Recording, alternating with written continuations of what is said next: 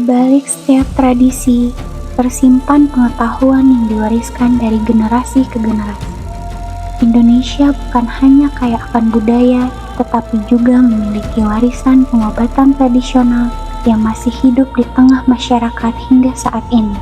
Melalui etnofarmasi dan fitoterapi, masyarakat mengenal berbagai tanaman herbal yang dimanfaatkan sebagai obat alami untuk menjaga kesehatan. Pengetahuan ini menjadi bagian penting dari kearifan lokal yang terus dilestarikan.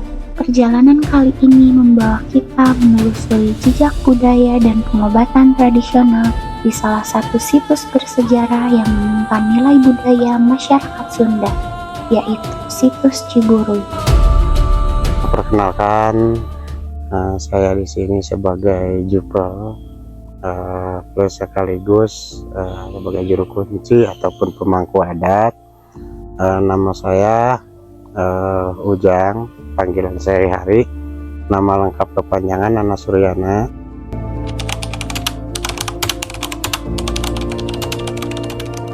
Kebetulan di sini banyak yang disebutkan, banyak sih enggak, tapi ada salah satunya peninggalan leluhur yang disebutkan tata cara ataupun peninggalan masalah pengobatan alternatif ataupun tradisional. Ada juga yang bisa dimakan dan ada juga yang cukup diolesin di luar.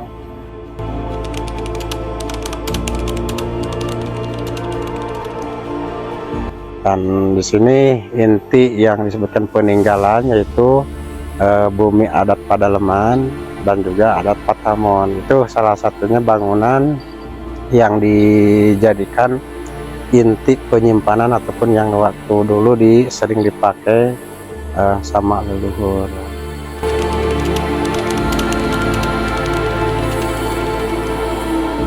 Dan kebetulan di sini ada yang disebutkan naskahnya ataupun sejarah yang disebutkan manuskrip yang diisikan yang disebutnya pengobatan alternatif ataupun yang disebutnya tradisional tersebut.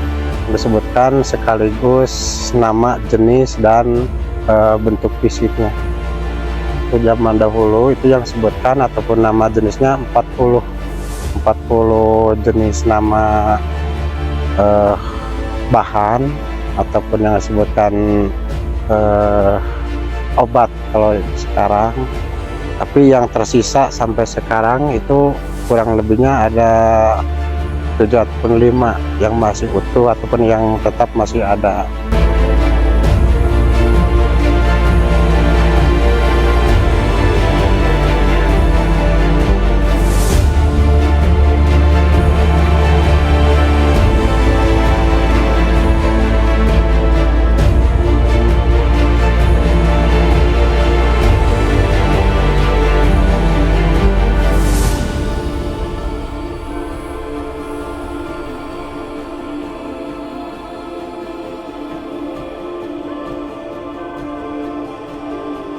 Yang 5 jenis tersebut, itu yang kesatunya Pingkilaban, itu yang disebutkan buat bisulan atau penyerawat besar. Yang kedua Karuk, itu cara pemakaian cara pengobatannya untuk buat lulur ataupun luar. Ketiganya Kileho, itu nama jenis buat pengobatan ya sama untuk pengobatan bisulan juga ataupun benjolan. Dan keempatnya Pacing, itu buat obat mata ataupun tetes mata. Dan kelimanya itu Lampuyang.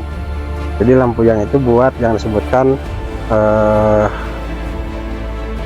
kesemutan ataupun pegal.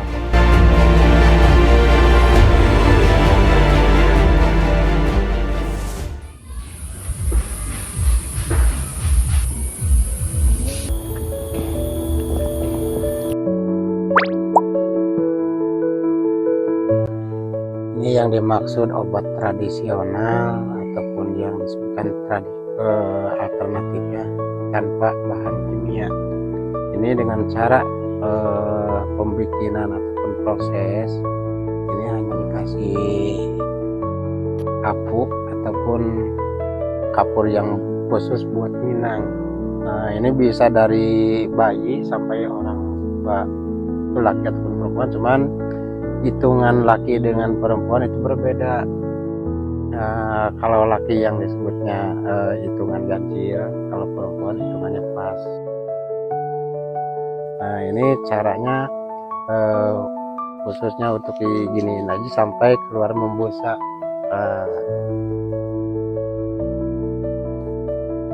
Ini baru bisa dilulurkan terhadap leher, lalu punduk ataupun punggung. Sebelumnya dengan adat tradisi yang sudah bisa disebutkan wajib itu bismillah. Kita tidak punya kekuatan apa-apa, dibilangnya la haula, itu punya yang maha segalanya. Kita hanya menjalankan syariat dan memanfaatkan yang sudah Tuhan ciptakan, sebab leluhur kita yang menjalankan pengobatan tradisional ini. Namanya kingkilaban, itu tidak ada campuran ataupun ada tambahan yang lain.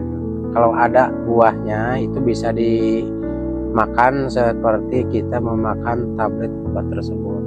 Ya, kalau misalkan tidak ada buah, ini bisa memanfaatkan daun dari pucuknya, itu dimakan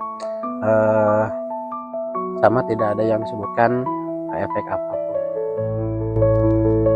Semoga dokumenter ini tidak hanya menambah pengetahuan, tetapi juga menumbuhkan kesemangatan akan pentingnya menjaga warisan budaya dan kearifan lokal sebagai bagian dari kekayaan bangsa Indonesia. Karena masa depan yang kuat selalu berakar pada sejarah yang terjaga dan pengetahuan yang dihargai.